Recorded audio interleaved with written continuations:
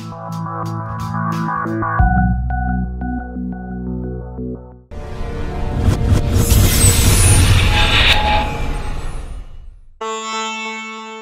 Picture Tamil ரீமேக்கில் நடிக்கிறார் நடிகை அனுஷ்கா.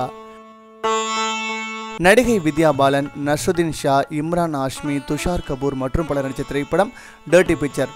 கடந்த வருடம் இந்த திரைப்படம் வெளியாகி வெற்றிகரமாக ஒன்றுச்சு. இந்த படத்தில் வித்யா பாலன் நடிப்பிலர்களும் பாராட்டப்பட்டுச்சு. நடிகை சில்க் சுமிதாவோட வாழ்க்கையை அவ்வளவு அழகாக படமாக்கியிருந்தாங்க. படத்தில் வித்யா பாலனோட சிறந்த நடிப்பிற்காக தேசிய விருதும் கிடைச்சிது.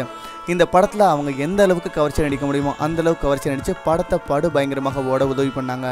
இந்த டர்ட்டி பிக்சர் திரைப்படத்திற்கு அப்புறம் வித்யா பாலனோட நடிப்பு இந்தியில் மட்டும் இல்லாமல் இந்திய அளவில் பிரபலமானுச்சு. அண்ட் அது மட்டும் இல்லாமல் இந்த படத்தை இப்போ தமிழ், தெலுங்கு, மலையாளம் மொழிகளுக்கும் பொதுவாக ரீமேக் செய்ய போகிறாங்களாம்.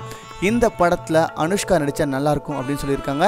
வித்யா பாலன் நடித்த கதாபாத்திரத்தில் இப்போ அனுஷ்கா தான் நடிக்க போகிறதாகவும் கோலிவுட் மட்டும் இல்லைங்க, நம்ம சவுத் இந்தியா முழுக்க இதான் பரபரப்பாக பேசிகிட்டு இருக்காங்க.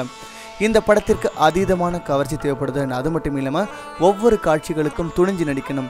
வானம் திரைப்படம் தெலுங்குல உருவான போது அனுஷ்கா அங்கே ஒரு விலை மாது கேரக்டர் நடிச்சிருந்தாங்க. தமிழ் வானம் திரைப்படத்திலையும் அதே சரோஜா கேரக்டர் அனுஷ்கா நடிச்சிருந்தாங்க.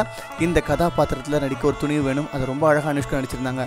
அண்ட் அதே மாதிரி இப்போ டர்ட்டி பிக்சர் திரைப்படத்திலையும் அனுஷ்கா தான் நடிக்க போகிறாங்க.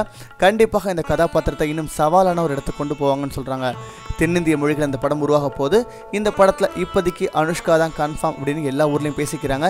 இது எந்த அளவுக்கு உண்மை, இந்த திரைப்படம் பற்றி மேலும் விவரங்களுக்கு இந்தியா இன்ட்ராக்ஸ் பார்த்துட்டே இருங்க, நம்ம ஈபஸ் கேட்டுக்கிட்டே இருங்க.